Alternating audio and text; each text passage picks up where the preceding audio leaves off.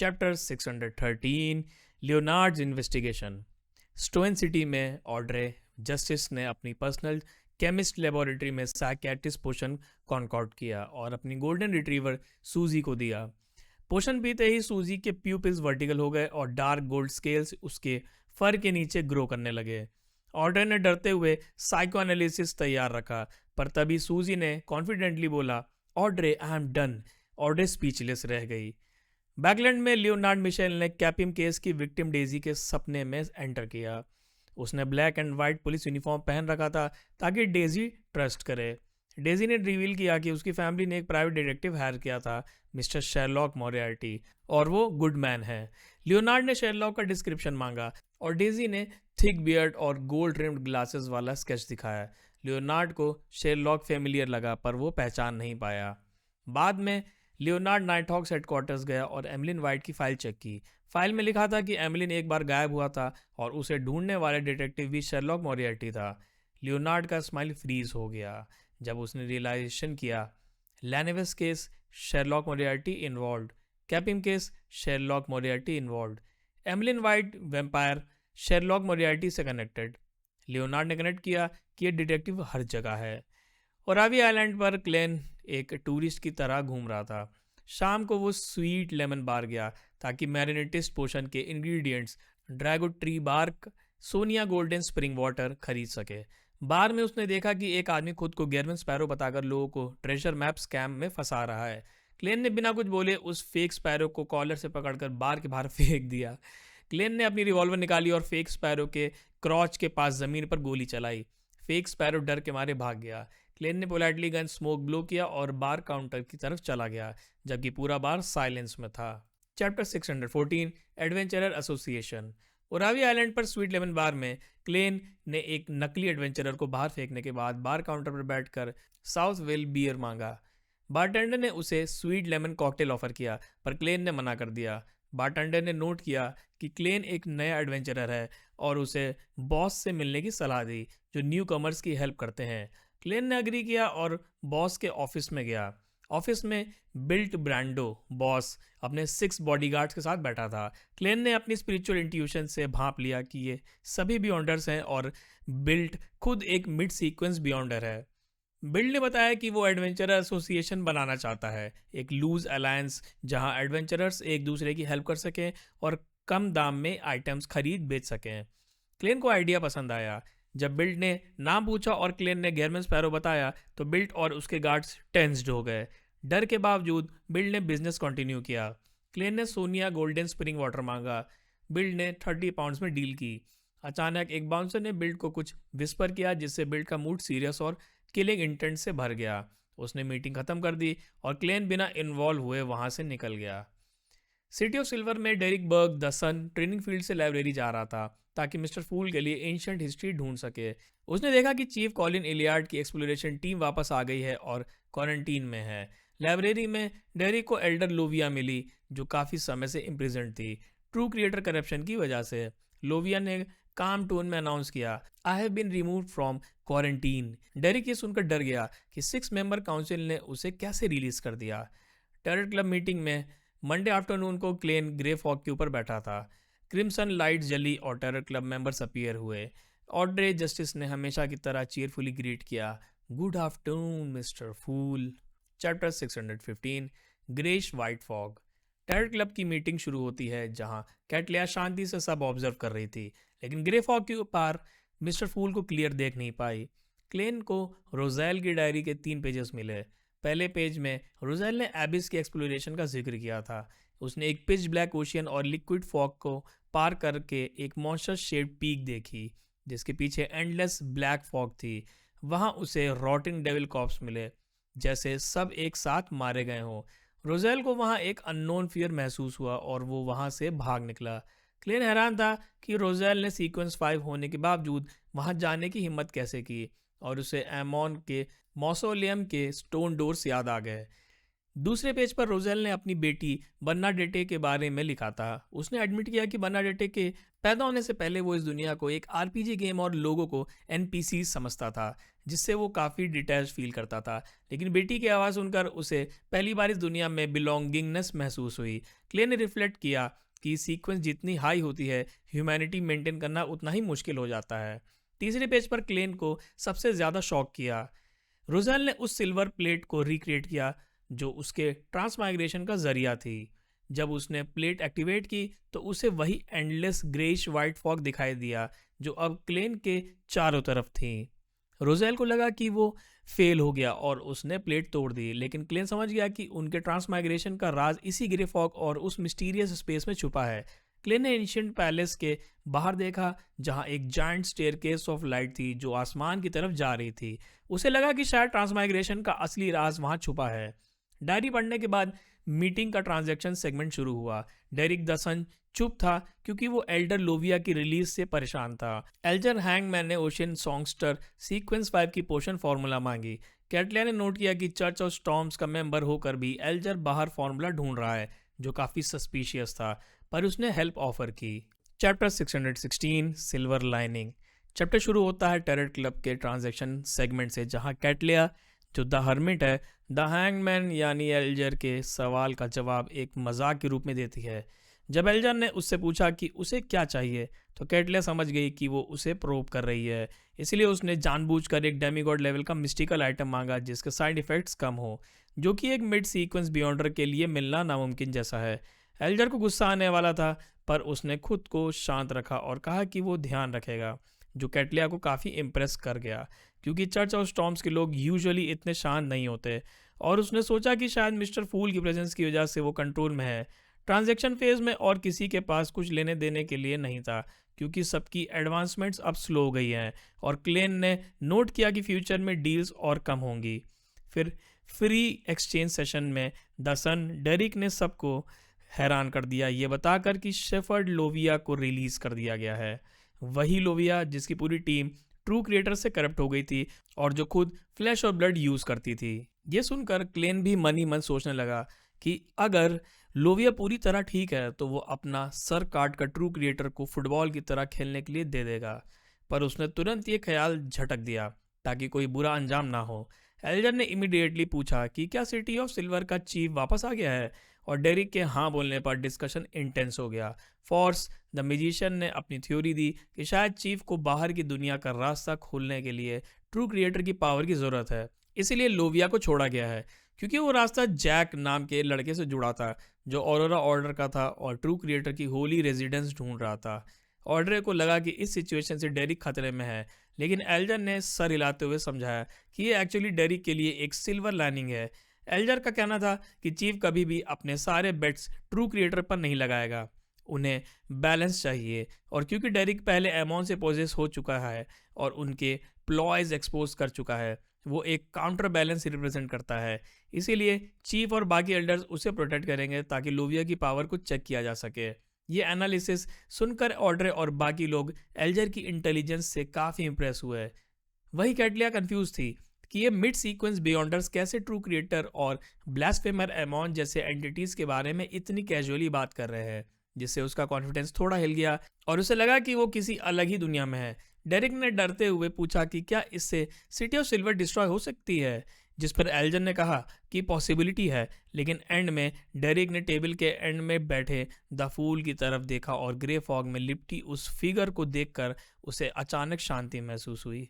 Discussion के and में Cattleya ने एक सवाल पूछा जिसने सबको चौंका दिया। उसने कंफर्म किया कि क्या वो लोग उसी ब्लास्फेमर एमॉन की बात कर रहे हैं जो फोर्थ इपॉक में टूडोर एम्पायर का हिस्सा था और क्रिएटर का बेटा था। ये सुनते ही ऑड्रे शॉक होकर मिस्टर फूल की तरफ देखने लगी, जैसे वो इस बात का कंफर्मेशन ढूंढ रही हो कि क्या एमॉन सच में क्रिएटर का बेटा है। Chapter 617 the mysterious Adam.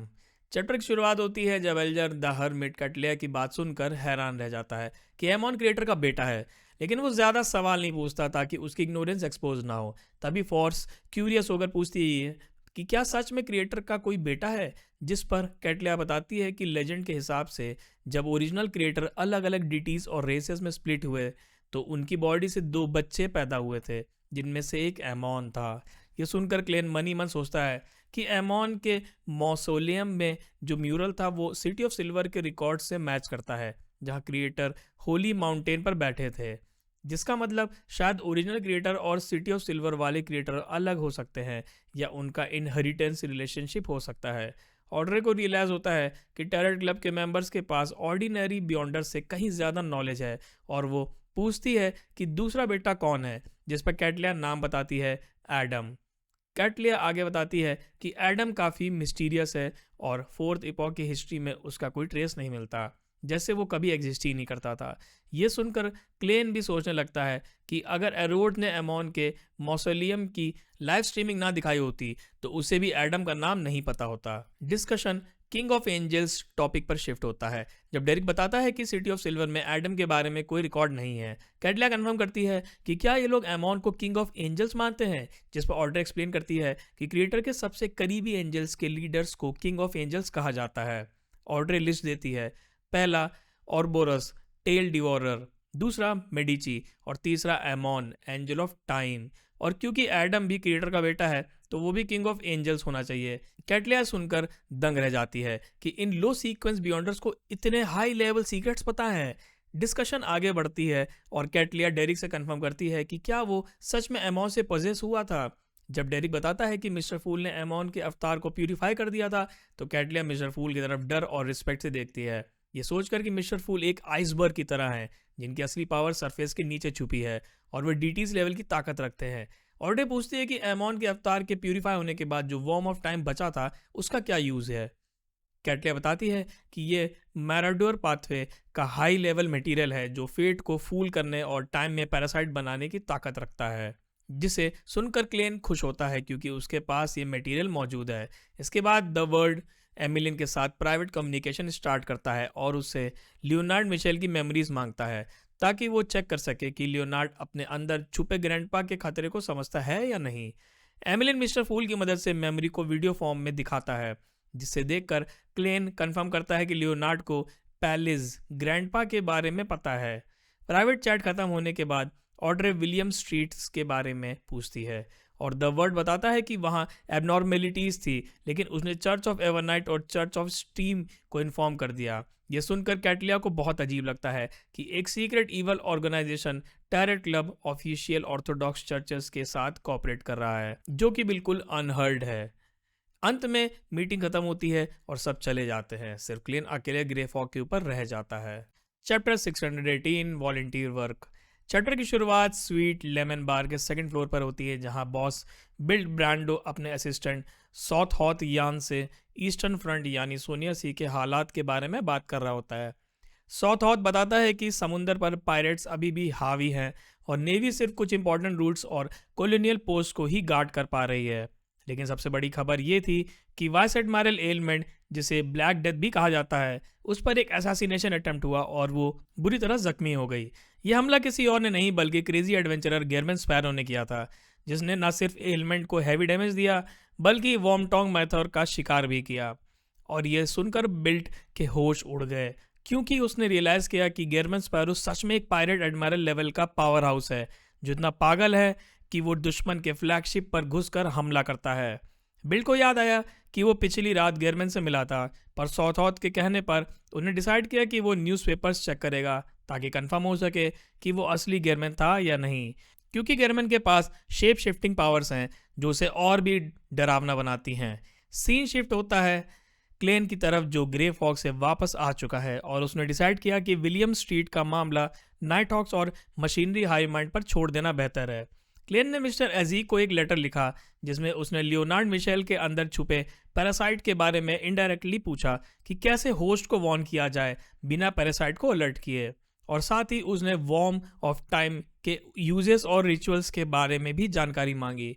Letter भेजने के लिए क्लेन ने कॉपर विसल बजाई और जाइगेंटिक स्केल्टन मैसेंजर ज़मीन से निकलने के बजाय सीधा सीलिंग तोड़कर नीचे आया, क्योंकि क्लेन फर्स्ट फ्लोर पर रह रहा था, जो एक काफ़ी क्योटिक सीन बन गया। लेटर भेजने के बाद क्लेन ने सोचा कि वो विलोसेप्टिन, स्नेक और मर्क्यूरी से पेपर क्रेन के जरिए बात करे, लेकिन क्रेन की हालत ख़राब होने की वजह से उन्हें रुकना बेहतर समझा और अरोड्स को भी रेडियो से कांटेक्ट नहीं किया ताकि ट्रू क्रिएटर का ध्यान अट्रैक्ट ना हो। अपने दिमाग को शांत करने के लिए क्लेन ओरावी हार्बर के बाहर माउंट सेंट ड्रैको पर सनसेट देखने गया, जहां उसने नेचर की खूबसूरती और ढलता सूरज देखा जो एक पॉपुलर नॉवेल में डिस्क्राइब किया गया था। और अंधेरा होने पर शहर की लाइट्स को देखकर वो वापस अपनी इन में आ गया। अगली सुबह क्लेन ने डिसाइड किया कि वो अपनी एक्टिंग की प्रोग्रेस के लिए हॉस्पिटल में वॉलंटियर वर्क करेगा, ताकि वो डाइंग पेशेंट्स के पास रह सके और अपने टारगेट ढूंढ सके। वो ओरावी हॉस्पाइस फाउंडेशन गया, जो चर्च ऑफ द एवरनेट गॉडेस का एक चैरिटी ऑर्गेनाइजेशन था। वहां पहुंचकर जब उसने रजिस्ट्रेशन काउंटर पर बैठी लेडी से कहा कि वो वॉलंटियर करना चाहता है, तो वो लेडी अचानक डर से कांपने लगी और उसका पेन गिर गया, क्योंकि उसके सामने रखे न्यूज़पेपर में गेरमैन स्पैरो का एक रियलिस्टिक पोर्ट्रेट बना हुआ था, जो बिल्कुल क्लेन गेरमैन का भेस में वो उसे ऐसा दिख रहा था। Chapter 619 unable to speak. Chapter की शुरुआत ओरावी हॉस्पाइस फाउंडेशन में होती है, जहां वो लेडी जो रजिस्ट्रेशन कर रही थी अपना गिरा हुआ पेन उठाती है और डर के मारे कांप रही होती है, क्योंकि उसने डेस्क पर रखे न्यूज़पेपर में क्लेन का चेहरा देख लिया था, जो गेरमैन स्पैरो के नाम से मशहूर है। क्लेन को रियलाइज़ होता है कि रोस्टार्ड आर्कपेलागो के न्यूज़पेपर्स यहाँ 3-4 दिन बाद पहुँचते हैं, और अगर उसे पता होता तो वो अपना चेहरा बदल कर आता। लेकिन अब वो वहाँ खड़ा है, इसीलिए उसने लेडी को फोर्स किया कि वो उसका वॉलंटियर रजिस्ट्रेशन करे। लेडी इतनी डर गई थी कि उसने कहा एडवेंचरर्स यूजुअली बिजी होते हैं, पर क्लेन के डेडपन एक्सप्रेशन और हु मेड द रूल्स वाले सवाल ने उसे चुप करा दिया। जिसके बाद वो मनी मन गॉडेस से प्रे करने लगी और सीक्रेटली पुलिस और फाउंडेशन हेड को इन्फॉर्म करने का प्लान बनाने लगी। क्लेन ने फॉर्म फिल किया और तभी वहाँ एक डॉक्टर आया जो नई ट्रेनिंग शुरू करने वाला था, जिसके बाद क्लेन को बेसिक ट्रेनिंग के लिए भेजा गया। क्लेन सोच रहा था कि उसे पेशेंट्स को असिस्ट करना पड़ेगा, लेकिन रियलिटी बिल्कुल अलग निकली जब उसे एक गंदा टॉयलेट साफ करने का टास्क दिया गया, क्योंकि वॉलंटियर्स का मेन काम सफाई और पेशेंट्स की वॉमिट साफ करना था। गेरमैन स्पैरो जैसा डेंजरस एडवेंचरर होने के बावजूद क्लेन ने अपनी मैरिनेटिस पोर्शन को डाइजेस्ट करने के लिए एक्टिंग जारी रखी और नाक बंद करके टॉयलेट साफ किया। हालांकि वो अंदर से काफ़ी फ्रस्ट्रेटेड था। दोपहर में वो वहाँ से निकला और स्वीट लेमन बार गया, जहाँ उसने सस्ता लंच किया और डिसाइड किया कि वो एडवेंचरर एसोसिएशन के रिसोर्सेज यूज़ करेगा। वो सेकंड फ्लोर पर बिल्ट ब्रांडो और सॉथॉथ यान से मिला, जो उसे देखकर थोड़े नर्वस लग रहे थे। क्लेन ने बिल्ट से कहा कि उसे एक आर्टिसन की ज़रूरत है जो उसके लिए आइटम्स बना सके। स्पेसिफिकली उसने एक मरलॉक ब्लैडर दिया ताकि उसका अंडर वाटर मूवमेंट वाला रिंग बन सके, और साथ ही मिस्टर अजीक के कॉपर विसल जैसा कोई आइटम मांगा जिससे मैसेंजर समन करना आसान हो जाए।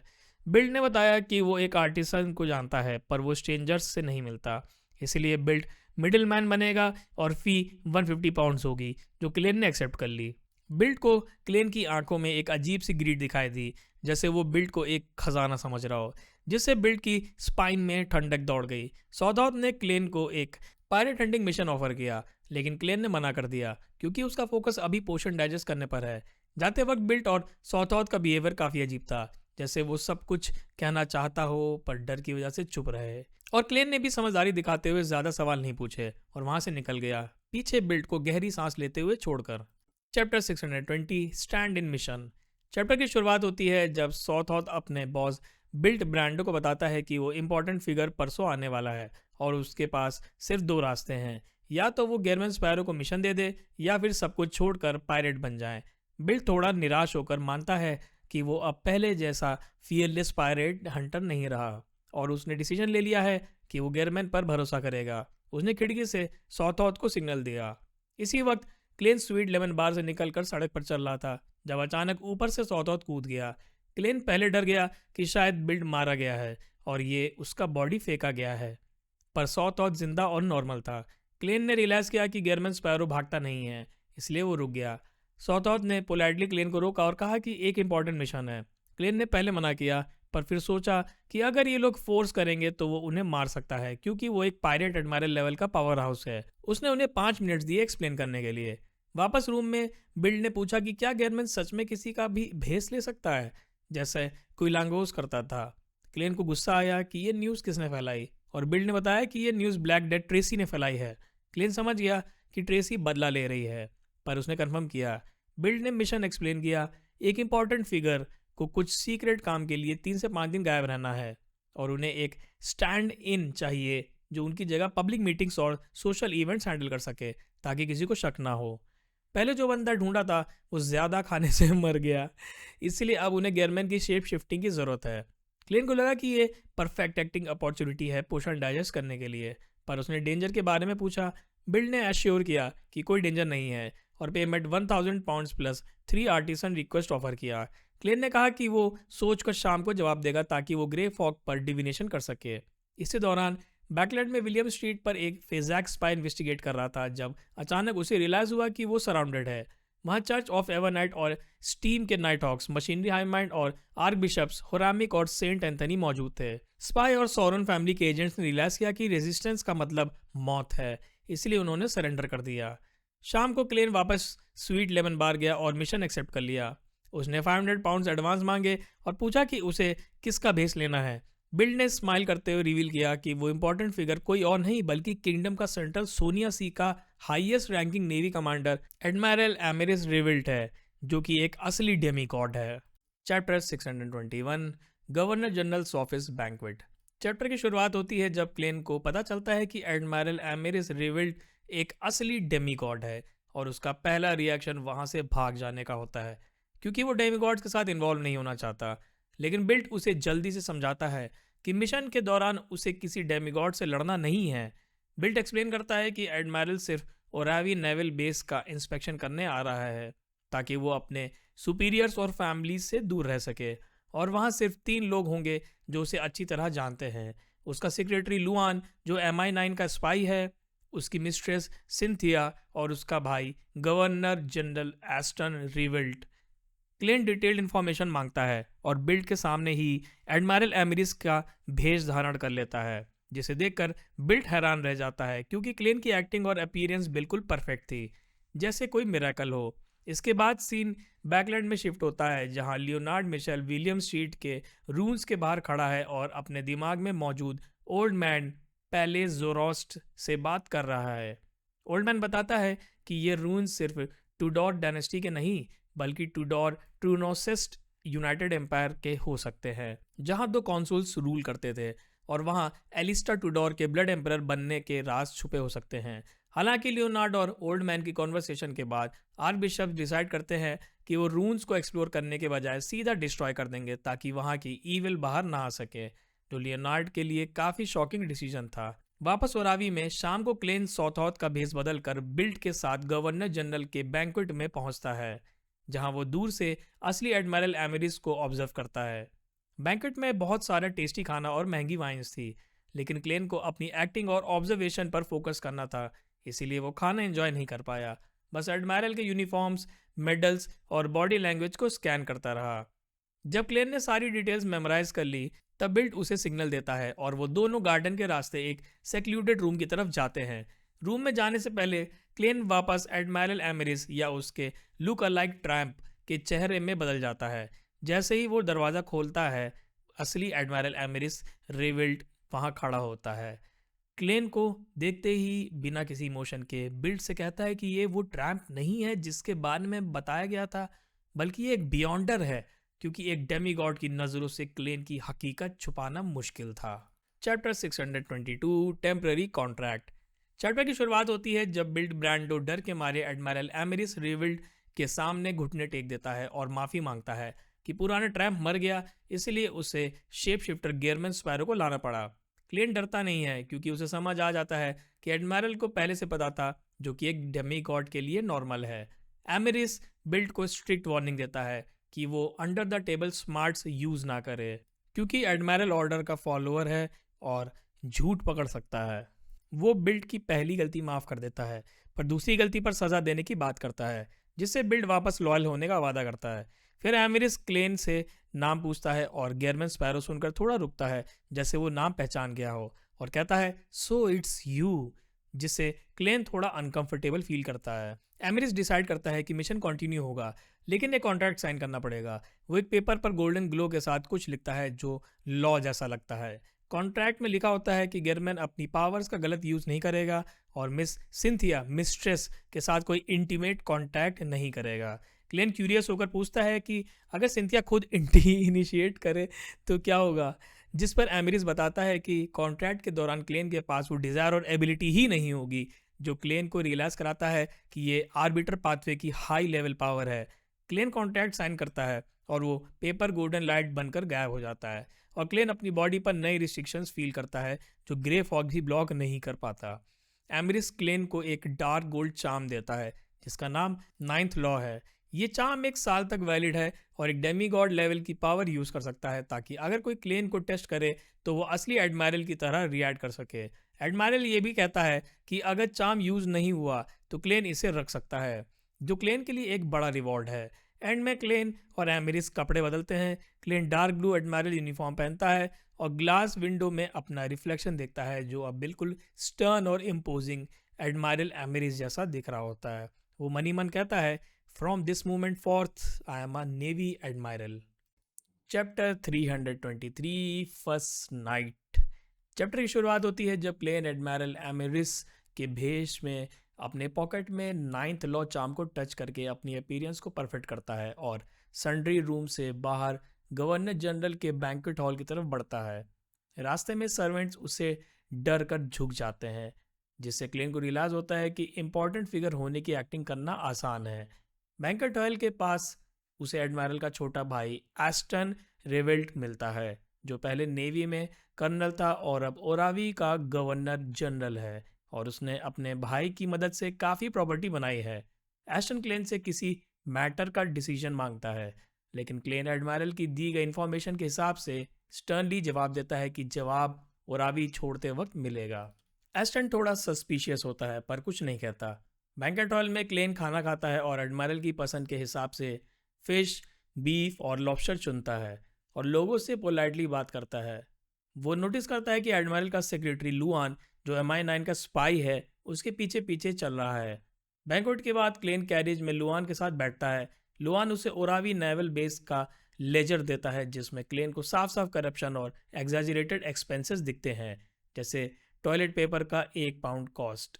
क्लेन समझ जाता है कि लुआन को फूल बनाना सबसे मुश्किल है, इसीलिए वो रिपोर्ट को न्यूट्रल वे में वापस करते हुए कहता है, put it on my desk, जिसका मतलब कुछ भी हो सकता है। कैरेज एडमायरल के घर पहुंचती है, जहां सर्वेंट्स उसका स्वागत करते हैं। घर के अंदर क्लेन का सामना एडमायरल की मिस्ट्रेस सिंथिया से होता है, जो एक ब्यूटीफुल यंग लेडी है। क्लेन कॉन्ट्रैक्ट की वजह से सिंथिया के करीब आने पर कोई डिज़ायर फील नहीं करता, बस ऑकवर्डनेस होती है। सिंथिया उसे बताती है कि गर्म पानी का बाथटब रेडी है। क्लेन बाथरूम में जाता है और सिंथिया बेडरूम में जाकर अपनी स्पेशल ब्लैक राइनोसेरोस हॉर्न जैसी नेकलेस उतार कर पिलो के नीचे रखती है और नाइट गाउन पहन लेती है। वो थोड़ा ब्लशिंग और हेजिटेशन के साथ बाथरूम के दरवाजे पर जाती है ताकि एडमायरल को ज्वाइन कर सके, पर जब वो हैंडल खींचती है तो उसे पता चलता है कि दरवाज़ा अंदर से लॉक है, जिससे वो हैरान और ब्लैंक रह जाती है। Chapter 624 warning.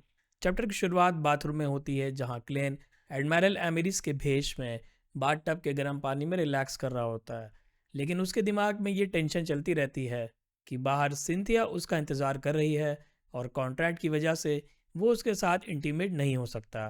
क्लेन डिसाइड करता है कि वो काम का बहाना बनाएगा या तबीयत खराब होने का नाटक करेगा ताकि वो सिचुएशन से बच सके, और मनी मन सोचता है कि अगर एडमायरल की इमेज खराब होती है तो गेरमेन स्पैरो या शेरलॉक मोरियार्टी को इससे कोई फ़र्क नहीं पड़ता।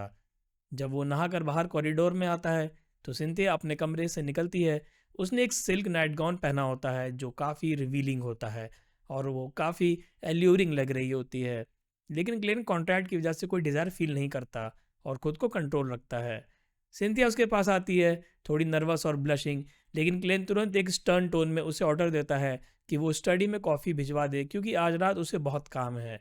सिंथिया डिसअपॉइंटेड हो जाती है, लेकिन क्लेन एक्टिंग मेंटेन करने के लिए उसे गले लगाता है और उसके माथे पर किस करके कहता है कि वो कुछ दिन बाद उसके साथ वक्त बिताएगा। जब क्लेन स्टडी में चला जाता है और सिंथिया वापस अपने बेडरूम में आती है, तब एक शॉकिंग सीन रिवील होता है। सिंथिया अपने पिलो के नीचे से एक ब्लैक राइनोसेरोस हॉर्न जैसा नेकलेस निकालती है और मदर ट्री ऑफ डिज़ायर से प्रे करती है कि उसे और अट्रैक्टिव बनाया जाए ताकि एडमायरल उससे मेस्मराइज हो जाए और उसे एक बच्चा दे सके, जो दिखाता है कि वो किसी ईवल एंटिटी से जुड़ी हुई है। दूसरी तरफ स्टडी में क्लेन डॉक्यूमेंट चेक करने का नाटक करता है। हालांकि उसे वॉरशिप्स के डिज़ाइंस की कोई समझ नहीं होती, वो बस सिंपल पेपर्स पर साइन करता है। रात गहरी होने पर उसे नींद आने लगती है, पर वो बेडरूम में वापस नहीं जाना चाहता। इसीलिए वो अपनी फेसलेस पावर्स का यूज़ करके एक हॉरिफाइंग ट्रिक करता है। वो अपनी असली आंखें बंद कर लेता है और उनके ऊपर फ्लैश को मैनिपुलेट करके नकली आंखें बना लेता है जो खुली हुई दिखती हैं, ताकि वो सोता हुआ भी जागता दिखे। अचानक नींद में क्लेन को फील होता है कि कोई उसके सपने में फोर्सफुली घुस रहा है। वो ल्यूसिड होता है पर जाग नहीं पाता। एक ब्लरी वाइट फिगर सपने में अपीयर होता है और उसे वार्निंग देता है कि वो एस्टन के मामले में पार्टिसिपेट ना करे।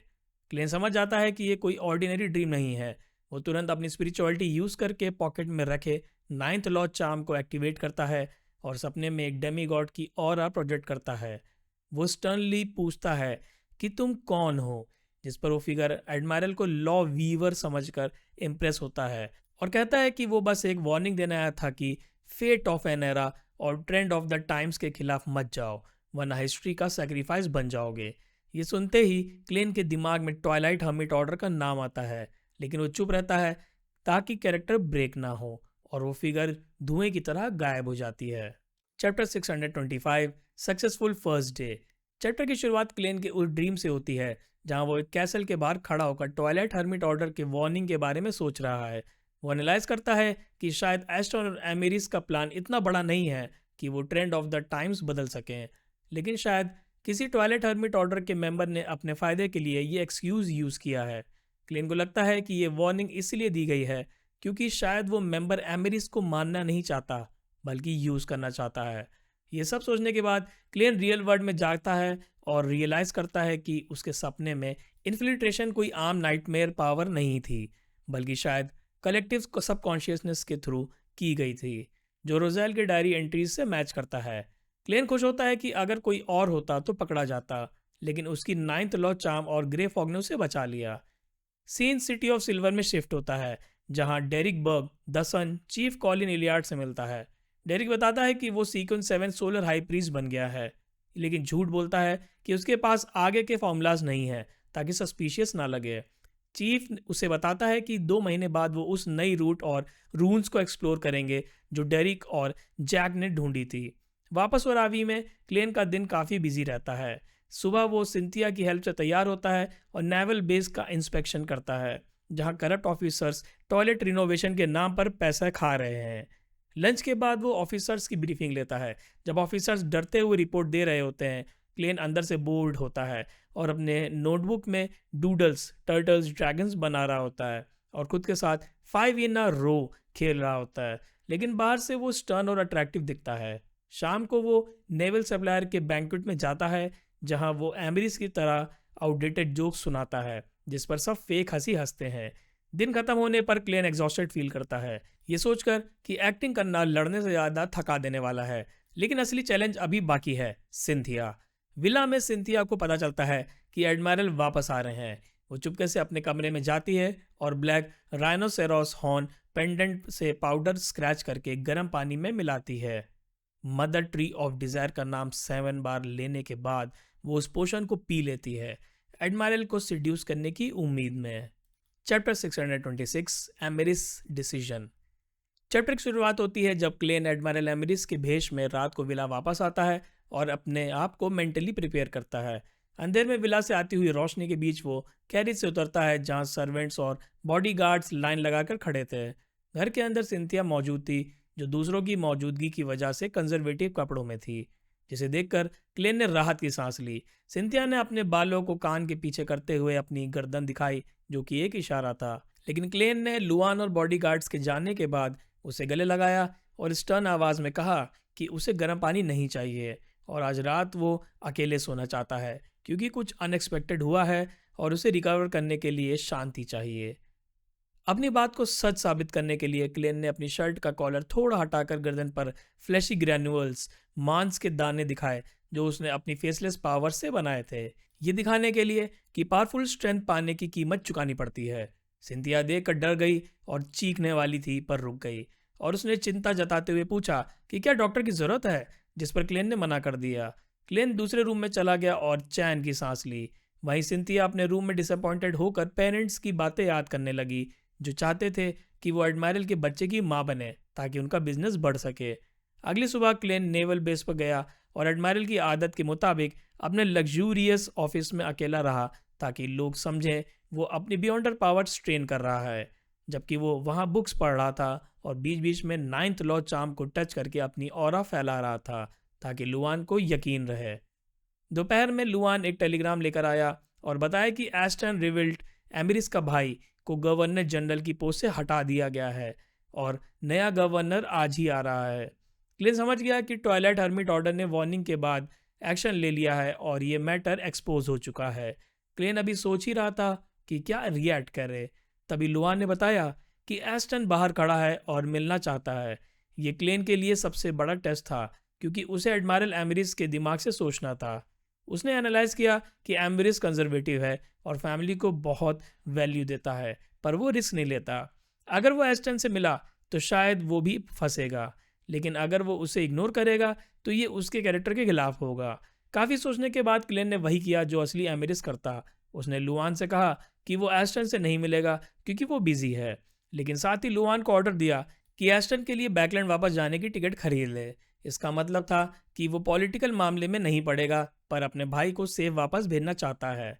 लुआन ने बताया कि जाते वक्त एस्टन ने कहा कि एडमायरल बाय नेचर कोल्ड इंसान है, जिस पर क्लेन ने एक इमोशनलेस स्माइल दी, ये मानकर कि यही सही एक्टिंग थी। शाम को क्लेन किसी बैंक्वेट में नहीं गया और सीधा विला वापस गया, जहां उसने सिंथिया को गले लगाया और बस इतना कहा कि एस्टन को हटा दिया गया है, जो उसके दर्द और हेल्पलेस होने का सबसे बड़ा सबूत था। Chapter 627 late into the night. Chapter की शुरुआत होती है जब सिंथिया एडमायरल एमिरिस क्लेन को टाइटली हग करती है ताकि उसका दर्द कम कर सके, बिना कुछ बोले। इसके बाद क्लेन अपने रूम में चला जाता है और वहाँ लेट कर एडमायरल एमिरिस के कैरेक्टर को डीपली एनालाइज करता है। समझ पाता है कि एमिरिस एक मल्टी फेसेटेड इंसान है जो पावरफुल डेमीगॉड है पर सेंटिमेंटल नहीं है। प्रिंसिपल्स के लिए प्लेजर सेक्रीफाइस करता है, मनी लव करता है पर फैमिली के लिए स्पेंड करता है और अपने दर्द को स्माइल के पीछे छुपाता है। क्लेन को रियलाइज होता है कि ये एक्टिंग नहीं बल्कि एमिरिस की असलियत को समझना है और वो अपने ट्रू सेल्फ के करीब आ जाता है।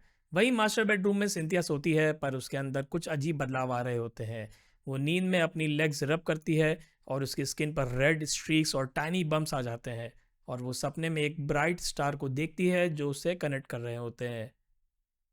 क्लेन अचानक एक वेट ड्रीम से जागता है जिसमें उसने सिंथिया और कई दूसरी वुमेन, शैरन, ट्रिसी एटसेट्रा के साथ सेक्सुअल रिलेशंस बनाए थे। वो समझ जाता है कि ये नॉर्मल नहीं है बल्कि कोई एनीम अटैक है और वो तुरंत एडमायरल की यूनिफॉर्म पहन लेता है ताकि नाइन्थ लॉ चार्म और क्रीपिंग हंगर यूज़ कर सके। जब वो दरवाज़ा खोलता है तो बाहर का नज़ारा टेरिफाइंग होता है। एक अटेंडेंट रॉ फिश और ढेर सारा खाना ठूस ठूस कर खा रहा है जैसे उसका पेट फट जाएगा। डोमेट सर्वेंट्स एक दूसरे का गला दबा रही हैं, जिसमें से एक प्रेज मांग रही है और दूसरी सो रही है। क्लेन समझ जाता है कि विला के लोग अपने डिज़ायर्स के कंट्रोल में हैं। वो मास्टर बेडरूम पहुंचता है जहां लुआन सेक्रेटरी एरोगेंट तरीके से खड़ा होकर अंदर देख रहा होता है। रूम के अंदर का सीन हॉरिफाइंग होता है। एक 3 meter tall brownish green monster खड़ा है जिसके बॉडी पर ट्री वॉर्ड्स और फ्लावर्स जैसे ऑर्गन्स हैं और बॉडी गार्ड्स और अटेंडेंट्स उसके साथ और आपस में सेक्सुअल एक्टिविटीज़ कर रहे हैं। ये मॉन्स्टर कोई और नहीं बल्कि सिंथिया है, जो अब एक डिस्टॉर्टेड क्रीचर बन चुकी है। वो क्लेन को देखकर ब्लश करती है और एम्बैरेसमेंट के साथ कहती है, admiral, I want to have a child with you. Chapter 628 prohibition. Chapter की शुरुआत होती है जब क्लेन सिंथिया के मॉन्स्टर रूप को देखकर डर जाता है, लेकिन एक एक्सपीरियंस बियॉन्डर होने के नाते वो तुरंत रिएक्ट करता है। क्रीपिंग हंगर ग्लव ब्लैक हो जाता है, जिसका मतलब उसने बैरन ऑफ करप्शन वॉन्ग टोंग मैथर की सोल एक्टिवेट की है। वो सिंथिया के वर्ड्स को डिस्टॉर्ट करता है। I want to have a child को I only wish to have a child में बदल देता है ताकि बाकी लोग बच सकें। लेकिन उसकी हॉरर के हिसाब से डिस्टॉर्शन पावर फेल हो जाती है और सिंथिया पर कोई असर नहीं होता। ब्राउन ट्री ब्रांचेस और कैनिबलिस्टिक फ्लावर्स हर तरफ से अटैक करने लगते हैं। लुआन और बॉडीगार्ड्स को बाइट करते हैं। क्लेन समझ आता है कि ये मॉन्स्टर ऑर्डिनरी मीन से नहीं मारेगा, इसलिए वो बिना वक्त गंवाए अपना Trump card ninth law charm निकालता है। वो सोचता है कि सिंथिया एक ऑर्डिनरी ह्यूमन थी, तो ये पावर एक्सटर्नल सोर्सेस से आ रही है, शायद किसी आइटम या ईविल गॉड के प्रोजेक्शन से। इसलिए वो चार्म एक्टिवेट करता है और एंशिएंट हमीज में लॉ बोलते हुए एक स्पेसिफिक प्रोहिबिशन लगाता है। This place is prohibited from having any interaction with the outside world. जैसे ही चार्म एक्टिवेट होता है, एक डार्क गोल्ड लाइट पूरे रूम में फैल जाती है और एक्सटर्नल इन्फ्लुएंस को कट कर देती है। लेकिन कनेक्शन टूटने से पहले क्लेन को एक ब्रीफ मोमेंट के लिए एक इल्यूजरी कॉस्मोस और ब्राइट स्टार्स दिखते हैं और उसकी आंखें बर्स्ट हो जाती हैं, ब्लड और फ्लूइड बहने लगता है। ये रिकॉयल था उस हाई लेवल पावर को रोकने का। हालांकि कनेक्शन कट होने की वजह से सिंथिया का मॉन्स्टर फॉर्म अनस्टेबल हो जाता है और वो फ्लैश और ब्लड के पाइल में बदल जाती है। लेकिन अभी भी वो एडमायरल को ढूंढ रही होती है। वो क्लेन को ब्रांचेस से पकड़ देती है, पर क्लेन स्मार्टनेस दिखाते हुए अपना चेहरा एडमायरल एम्ब्रिस से बदलकर वापस गेयरमैन स्पैरो बना लेता है। क्योंकि सिंथिया का ऑब्सेशन सिर्फ एडमायरल के साथ बच्चा पैदा करने का था, डिस्टॉर्शन की वजह से वो गेयरमैन को देखकर कंफ्यूज हो जाती है और उसे छोड़ देती है। एडमायरल को ढूंढने लगती है। क्लेन अपनी वेस्टलेस एबिलिटी से आंखों के वूंड को शोल्डर पर शिफ्ट करता है और क्रीपिंग हंगर को होली लाइट मोड में स्विच करता है। अंत में वो सिंथिया के मिजरेबल फॉर्म को पिटी के साथ देखता है और एक होली फ्लेम्स का पिलर उस पर गिरा देता है ताकि उसे शांति मिल सके। Chapter 629 नेचरिज्म sect. चैप्टर की शुरुआत होती है जब होली बीम ऑफ लाइट के गिरने से सिंथिया की मॉन्स्टर्स बॉडी डिसइंटीग्रेट होती है। वो पेनफुल स्क्रीम के साथ रियलाइज करती है कि उसके साथ क्या हुआ और एडमायरल क्लेन से भीख मांगती है कि उसे बचा ले। लेकिन क्लेन के पास कोई और ऑप्शन नहीं होता। सिंथिया रिवील करती है कि ये मदर ट्री ऑफ डिज़ायर और नेचरिज्म सेट की वजह से हुआ है। क्लेन उसे कंफर्ट करने के लिए झूठ बोलता है कि death is not the end और होली लाइट से उसे क्लींस कर देता है। सिंथिया एक उम्मीद के साथ मर जाती है। क्लेन रियलाइज करता है कि ये दुनिया कितनी क्रेजी और केओटिक है और डिसाइड करता है कि वो सिंथिया के स्पिरिट को ग्रे फॉग पर नहीं बुलाएगा ताकि करप्शन से बचा रहे। उसका creeping hunger glove already recover हो चुका है, इसीलिए उसकी चिंता नहीं है। क्लेन देखता है कि सिंथिया के मरते ही रूम के बाकी लोग, बॉडीगार्ड, सर्वेंट्स, लुआन अनकॉन्शियस हो गए हैं। मतलब रूट कॉज खत्म हो गया है। वो वापस एडमायरल एम्ब्रिस का भेष लेता है और सिंथिया के बचे हुए कपड़े में से एक ब्लैक राइनोसेरस हॉर्न पेंडेंट ढूंढ निकालता है जो अब इनएक्टिव है। वो ट्रेसेस साफ करता है और लुआन को किक मारकर उठाता है। लुआन को ऑर्डर देता है कि नेचरिज्म सेट के बारे में इन्वेस्टिगेशन शुरू करे, जो मदर ट्री ऑफ डिज़ायर को वर्शिप करते हैं। क्लेन स्टडी में वेट करता है और सोचता है कि ये मदर ट्री ऑफ डिज़ायर कौन है। उसे लगता है कि ये मून पाथवे से रिलेटेड है क्योंकि सिंथिया रिप्रोडक्शन चाहती थी, लेकिन इसमें ग्लटनी और प्राइड भी शामिल थे जो डेविल पाथवे के ट्रेट्स हैं। वो एस्ट्रल वर्ल्ड और ट्रू गॉड्स के बारे में थियोराइज करता है। कुछ देर बाद लुआन वापस आता है और रिपोर्ट करता है कि उन्होंने नेचरिज्म सेट के लीडर को पकड़ लिया है जो एक सीक्वेंस 8 लूनाटिक है। क्लेन तुरंत कनेक्ट करता है कि लूनाटिक प्रिजनर पाथवे का हिस्सा है जो सीधा रोज स्कूल ऑफ थॉट से रिलेटेड है, स्पेशली उनके इंडल्जेंस फैक्शन से। क्लेन ऑर्डर देता है, bring him hair. Chapter 630 timeline. Chapter की शुरुआत होती है जब लुआन नेचरिज्म सेट के लीडर फ्लाइट केन को पकड़कर क्लेन के सामने लाता है। फ्लाइट केन एक सीक्वेंस 8 ल्यूनाटिक है जिसका फेस थिन और नेक पर ईविल टैटूज हैं। क्लेन लुआन के सामने अपनी ट्रू एबिलिटीज यूज नहीं कर सकता, इसलिए वो टेबल के नीचे छुपे क्रीपिंग हंगर ग्लव को इंट्रोगेटर सीक्वेंस 7 सोल पर स्विच करता है जो एडमायरल एम्ब्रिस के आर्बिटर पाथवे से मैच करता है। साइकिक पियर्सिंग की मदद से क्लेन फ्लाइट किन को मेंटली टॉर्चर करता है और उसे सिंथिया और ब्लैक राइनोसेरस हॉर्न पेंडेंट के बारे में सवाल पूछता है। फ्लाइट कैन से अब डर के मारे उगल देता है। वो बताता है कि सिंथिया ने खुद उससे कांटेक्ट किया था क्योंकि वह एडमायरल का बच्चा चाहती थी और उसने उसे प्रोलिफरेशन नेकलेस दिया था जिसमें मदर ट्री ऑफ डिज़ायर की ऑरा थी। इस नेकलेस का पाउडर कंज्यूम करके सिंथिया एडमायरल को करप्ट करने वाली थी। प्लान ये था कि जैसे ही एडमायरल सिंथिया के साथ फिजिकल रिलेशन बनाएगा वो करप्ट होकर मदर ट्री ऑफ डिज़ायर का डिवॉट बिलीवर बन जाएगा, जिससे नेचरिज्म सेट को मिलिट्री प्रोटेक्शन मिलेगी। क्लेन समझ जाता है कि सिंथिया का मॉन्स्टर बनना सेट का प्लान नहीं था, बल्कि वो साइड इफेक्ट था क्योंकि क्लेन ने बार बार सिंथिया को रिजेक्ट किया, जिससे करप्शन उसके अंदर एक्यूमुलेट होकर एक्सप्लोड हो गया। लुआन अपनी गलती मानता है कि उसने सिंथिया की फैमिली बैकग्राउंड चेक नहीं की थी। क्लेन वापस एम्ब्रिस के कैरेक्टर में घुसकर लुआन को माफ़ कर देता है, एग्जैक्टली वही वर्ड्स यूज़ करके जो एम्ब्रिस ने बिल्ड के लिए यूज़ किए थे। पार्डन द फर्स्ट मिस्टेक, जिससे लुआन लॉयल्टी प्लेज करता है।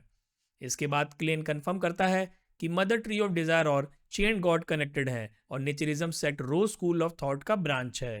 फ्लाइट केन ये भी रिवील करता है कि उसने मदर ट्री ऑफ डिज़ायर के कहने पर 6 फरवरी को मैजिक रिचुअल यूज़ करके उस ट्रैम्प स्टैंड इन को मारा था ताकि एडमिरल फंस जाए। लेकिन सबसे शॉकिंग रिवलेशन तब होती है जब फ्लाइट केन बताता है कि मदर ट्री ने उसे ड्रीम में 4 फरवरी को कांटेक्ट किया था, जो कि वही दिन था जब क्लेन ओरावी आइलैंड पर पहुंचा था। क्लेन को रियलाइज होता है कि ये सब कोइंसिडेंस नहीं है, बल्कि शायद उसकी अराइवल से लिंक्ड है। Chapter 631 3 days of absence. Chapter की शुरुआत क्लेन के दिमाग में चल रही इंटेंस एनालिसिस से होती है। वो सोच रहा है कि क्या नेचरिज्म सेट का अटैक स्पेशली उस पर टारगेटेड था। फ्लाइट केन को मदर ट्री ऑफ डिजायर का रिविलेशन तभी मिला जब क्लेन ओरावी आइलैंड पर पहुंचा, जो कोइंसिडेंस से ज्यादा लगता है। क्लेन कंफ्यूजन में है कि अगर टारगेट वो खुद था तो मदर ट्री ऑफ डिजायर जैसी ईविल गॉड उसे क्यों टारगेट करेगी, जबकि उसने रोज स्कूल ऑफ थॉट को इतना नुकसान नहीं पहुंचाया है। और सबसे अजीब बात यह है कि क्लेन ने ग्रे फॉग पर डिविनेशन की थी और उसे कोई वार्निंग नहीं मिली थी। क्या मदर ट्री की पावर ग्रे फॉग को डिसरप्ट कर सकती है? लेकिन फिर क्लेन रियलाइज करता है कि अगर टारगेट वो था तो कोइंसिडेंस का मतलब था कि मदर ट्री ने स्पेसिफिकली उस वक्त अटैक प्लान किया जब क्लेन ओरावी में था, ताकि वो एमरिस के थ्रू क्लेन तक पहुंच सके। क्लेन फ्लाइट केन से कंफर्म करता है कि सेट ने कोई एंटी डिविनेशन रिचुअल नहीं किया था, जिससे वो कंफर्म होता है कि केन सच बोल रहा है। क्लेन फिर केन से उसके क्राइम्स पूछता है और केन एक ईविल स्माइल के साथ अपने हॉरिफिक क्राइम्स बताता है, मर्डर, टॉर्चर, रेप, जिसे सुनकर क्लेन डिस्गस्ट फील करता है। क्लेन क्रीपिंग हंगर को एक्टिवेट करके केन को खा लेता है और उसका सीक्वेंस 8 ल्यूनाटिक कैरेक्टरिस्टिक ले लेता है। लुआन को ऑर्डर देता है कि नेचरिज्म सेट को क्लीन करे। अगली सुबह लुआन बताता है कि नया गवर्नर बेन कॉनराड आ गया है और बैंक्वेट होस्ट कर रहा है। क्लेन एमरिस के इंजर्ड होने का बहाना बनाकर मना कर देता है, जो एक डेमी गॉड का प्रिविलेज है। रात को असली एडमिरल एमरिस रिविल्ड वापस आता है। क्लेन पहले कंफर्म करता है कि ये असली है या नहीं, फिर उसे पिछले 3 दिन की रिपोर्ट देता है। तुम्हारा सेक्रेटरी इंजर्ड है, तुम्हारा भाई गवर्नर पोस्ट से हटा दिया गया है, तुम्हारी मिस्ट्रेस सिंथिया मॉन्स्टर बन गई थी और मारी गई, और तुम्हारे बॉडीगार्ड्स इन्फेक्टेड हैं। ये सुनकर एमरिस शॉक में रह जाता है। उसकी आंखें फैल जाती हैं, ये सोचकर कि सिर्फ 3 दिन में उसकी पूरी लाइफ उलट पुलट कैसे हो गई। Chapter 632 finishing up. चैप्टर की शुरुआत होती है जब क्लेन एमरिस को पूरे इवेंट्स की डिटेल्स देता है, सिवाय अपने अराइवल डेट 4 फेब और कॉम्बैट सीक्रेट्स के। एमरिस शांत रहता है और trend of the times warning सुनकर समझ जाता है। वो कंफर्म करता है कि क्लेन ने सपने में भी एमरिस की अपीयरेंस मेंटेन की, जिससे वो खुश होता है और कहता है, there were no problems with your choices. ये सुनकर क्लेन की एक्टिंग सक्सेसफुल मानी जाती है और पोषण का बड़ा हिस्सा डाइजेस्ट हो जाता है। एमरिस रिवील करता है कि उसने स्टैंड इन के लिए कॉन्ट्रैक्ट प्लान नहीं किया था और सिंथिया से दूर रहने का प्लान था, पर लास्ट मोमेंट पर चेंज किया, जिसका रीजन वो क्लेन को बताने से मना कर देता है। क्लेन सिंथिया की मौत के लिए गिल्ट फील करते हुए एक्स्ट्रा पेमेंट नहीं मांगता और कपड़े बदलकर खिड़की से निकल जाता है। एमरिस अकेला खड़ा होकर उस कर्स्ड प्रोलिफेरेशन नेकलेस को अपने हाथ में कुचलता है, जो अब शैटर्ड पीसेस में जमीन पर गिर जाता है, सिम्बलाइज करते हुए कि वो पास्ट और उस डार्क मेमोरी को डिस्ट्रॉय कर रहा है। अगले दिन क्लेन बिल्ट ब्रांडो से मिलता है और रिमेनिंग पेमेंट 500 पाउंड्स और मरलॉक कफ लिंक मिस्टिकल आइटम लेता है। कफलिंक इल्यूजरी स्केल्स और अंडर वाटर ब्रीदिंग पावर देता है। क्लेन बिल्ट को एक पेपर पर मैसेंजर समनिंग रिचुअल लिख कर देता है ताकि आर्टिसन उसे हारमोनिका में फिक्स कर सके, और वार्निंग देता है कि अगर मैसेंजर समन न हुई तो गोल्ड कॉइन देना पड़ेगा, वरना सर कट सकता है। बिल्ट मजाक में पूछता है कि क्लेन ने सिंथिया और लुआन को कैसे फूल बनाया, जिस पर क्लेन बस मुस्कुराता है और चला जाता है। बाद में बिल्ट न्यूज़पेपर्स पढ़ता है और चौंक जाता है कि नया गवर्नर आ चुका है। तभी एमरिस का मैसेंजर आता है और ऑर्डर देता है कि नेचरिज्म सेट के बिलीवर्स को ढूंढकर मार दिया जाए। मैसेंजर बताता है कि सिंथिया मर गई, लुआन इंजर्ड है और एस्टन हटाया गया है। बिल्ट का मुंह खुला रह जाता है क्योंकि ये वही लोग थे जिनसे सावधान रहने को कहा गया था, और अब सब गायब या इंजर्ड हैं। सीन चेंज होता है ईस्ट चेस्टर काउंटी में, जहां ऑड्रे हॉल एक नोबल लेडी को कंफर्ट कर रही है। एक फीमेल प्रीस्ट आती है जो सीक्रेटली साइकोलॉजी एल्केमिस्ट की मेंबर है। वो ऑर्डर को बताती है कि अगला पोशन फॉर्मूला रेडी है और ऑर्डर को कंट्रीब्यूशन देना होगा। जब ऑर्डर नाम पूछती है, प्रीस्ट धीरे से बताती है, हिप्नोटिस्ट।